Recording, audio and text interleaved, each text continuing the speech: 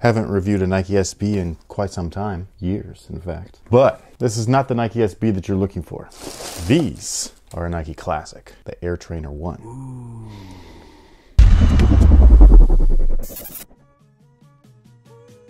Hey, what's good guys? My name's Chris. Welcome back to the official WearTesters.com YouTube channel. Today we got a detailed look and review on these bad boys right here, man. This is my first pair of these ever. These are fire, man. These are classics. I don't know why or when they transitioned into a Nike SB shoe, but the original release was actually the very first trainer or cross trainer of all time.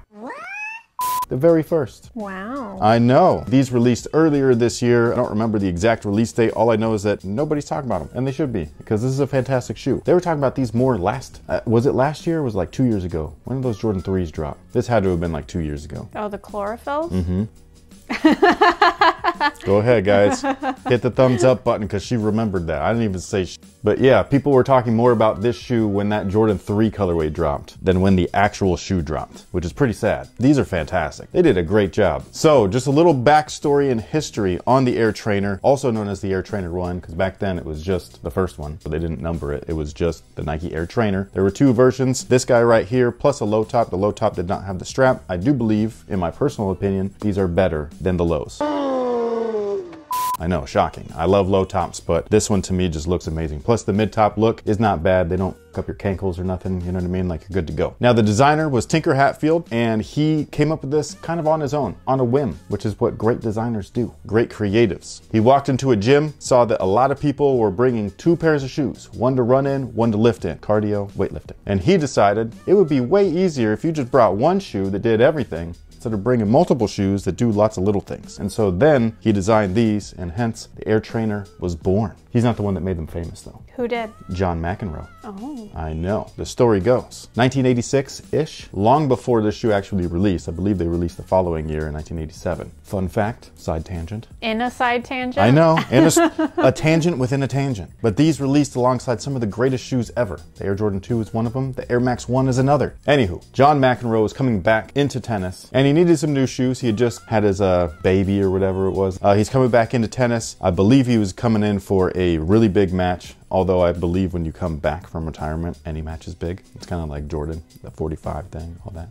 Or Mike Tyson. Man, poor Nate Robinson. Did you see it? I saw the memes. Okay, then you didn't see it. He got laid out. It was bad by a YouTuber. Anyways, so McEnroe's coming back to tennis. He wanted some new shoes. He was just like, you guys got to send me some good So what they did was they packed up a bunch of things in a box and they sent it to him, a bunch of samples. These were one of them. He grabbed these, was immediately gravitated towards them. This reminds me a lot of the Foamposite 1 story, because that's how Penny got his hands on those shoes, because those were originally for Scottie Pippen. But he saw these, he put them on, he loved them. He loved them so much that he wore them in the match before anybody even knew. Just like, hey, these are just prototypes. Just let us know what you think. That's all that they were trying to do. He wore them in the match, boom, everybody wants these things. Not only that, he wanted more of them. So he had them make him special versions that had two different soles. One was for clay courts and one was for hard courts. But the clay court one was really interesting because it looked like it was little nubs. So I think clay courts are loose. Yeah, it's so you can kick out the stuff that gets in between. Really? According to all the comments that I've read. Okay, well, yeah, it was news to me. I'm not a tennis guy, so I was like, whoa, that's weird, you know what I mean? But yeah, he loved the shoe so much that he's kind of the one that debuted it. He did the Michael Jordan before Michael Jordan. It's cool, man, super cool. And then these became a classic. So as for these, again, I don't know when they transitioned into a Nike SB shoe. I do know that they've been under the Nike SB umbrella or label for quite some time. And the only good thing about that is that the insole that they come with comes with Zoom Air in the heel. So that's cool. So I'm not going to complain or anything. It does have the Nike SB logo right there on the tongue. Some people are going to love that. I would like it to just be the original. It's just the Nike Air thing, but I'm not hating on it either. I'm not an SB person or a skateboard guy or anything. I don't skate anymore. I used to when I was a kid.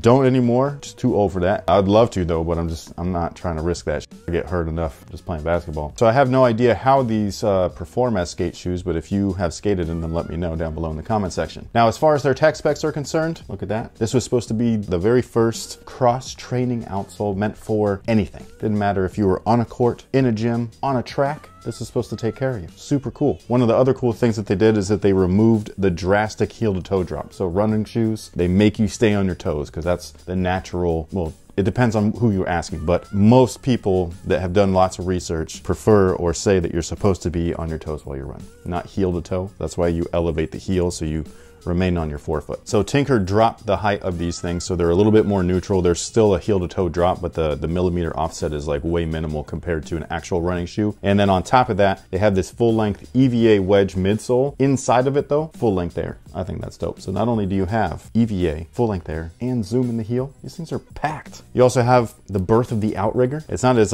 drastic as today's shoes, you know what I mean? Like it doesn't wing out and everything like some of the shoes behind me, like the Kobe 5s were probably like one of the coolest ones with a nice little fan kickstand. But still, man, this is cool to see where it came from. The materials on here are probably my favorite part. They're just really nice, and they're not like super premium or anything. The shoe retailed for $100. For $100, I feel like you're getting a pretty damn good bang for your buck. Like not only are you getting all that tech, but you're also getting all of these materials. You got suede all over the place. It's beautiful. The leather is amazing. It's got this really nice texture to it, and then when you touch it, it just like crumbles underneath your fingers, and it's just like, oh, I'm too soft. It's like the Charmin Bear. Or is it the Pillsbury Doughboy? Well, that's what I was picturing when you were describing it, and then you... The soft thing was from Charmin, but the touching and crumbling under your... Picture the Pillsbury Doughboy instead.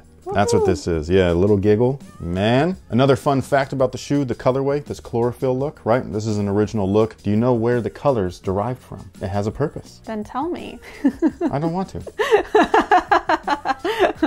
So back in the day, the gym equipment were 3 colors: black, gray, and then all of the branding, chlorophyll green. Pretty cool, yeah? They do come with extra laces. For those of you curious, they come with black laces. I don't know if that's an original feature or not. I do know that that's an SB thing, so it might be from there. Now, as far as their fit is concerned, they do fit true to size. I think that they fit awesome, especially with the way that the materials are. One of my favorite aspects of the shoe, though, is this. Just that. It's so sexy. That looks like an Air Jordan 1 with a beefy midsole, man. It's so crazy how he got 2 different looks almost. Like, look at the outside, look at the inside. This is like 2 different shoes, but it's not. It's just one. I love these, man. These are so clean. People was trying to flip these because they dropped only at Nike SB accounts, so you couldn't get them at a Champs, a Foot Locker, whatever, which really sucks because, again, this is an original shoe. It should be just out there for everybody that's a fan. You shouldn't have to be hunting for them like that. But resellers thought that they had to come up, man. Boy, were they wrong. These things tanked. Nobody cares about these. Unless you're from that era and you really love Nike history, these new people don't give a f about this. I waited and I got these for damn near retail. You got a reseller to go get his Big Mac? He might have gotten a large fry. Fun story, the McRib is back. I had it for the first time and it was underwhelming. Are you as infatuated with these as I am? No. Oh, man. But they make me think of my Converse that I keep, even though I never wear them. The first pair of shoes he ever bought me, yeah. Oh, yeah. So I can deeply appreciate That's this good. look. I thought you were going to say that they reminded you of like your dad or something. Because they're that era. Yeah. You know what I mean? The 80s is just all over these. Yeah. And I'm here all the way for it, man. I think that these are fantastic. But we do have some business. Yes, it's day 5. I have 12 days of Christmas. Yeah. For the wings. These are up next. This is the Converse something Pro BB something. We have a Evo. review on them. These were right at the tail or the beginning, the head of the pandemic. Yes. So my pair is still brand new. I do want to play in them. I just haven't had a chance to, but we do have another pair that we are giving away. To double 50. Say that again? Double 50. Doubles. I know. Doubles.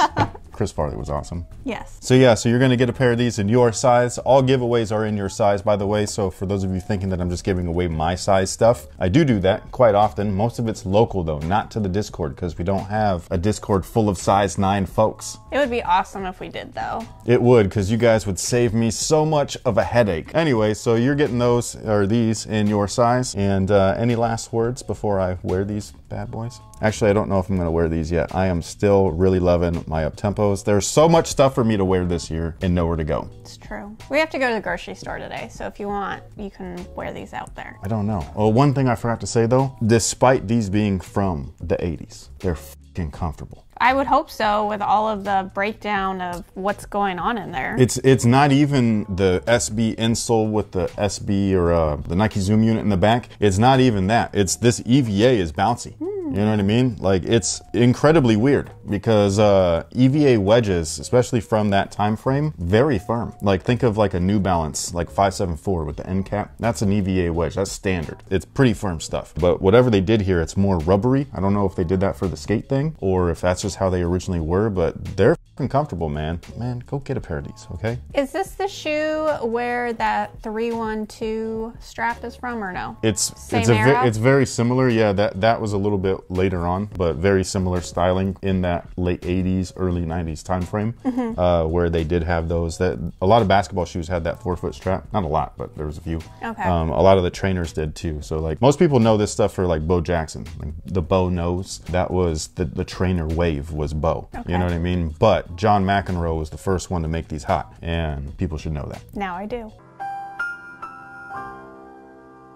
But thank you guys so much for watching. Thanks for all the support. Let us know what you think about these, the Nike Air Trainer 1, Nike SB Air Trainer 1. It's just the Air Trainer 1. But let me know what you think about these down below in the comment section. Thank you so much for watching. Thanks for all the support. And until next time, guys, hold on. Just kidding. Goodbye.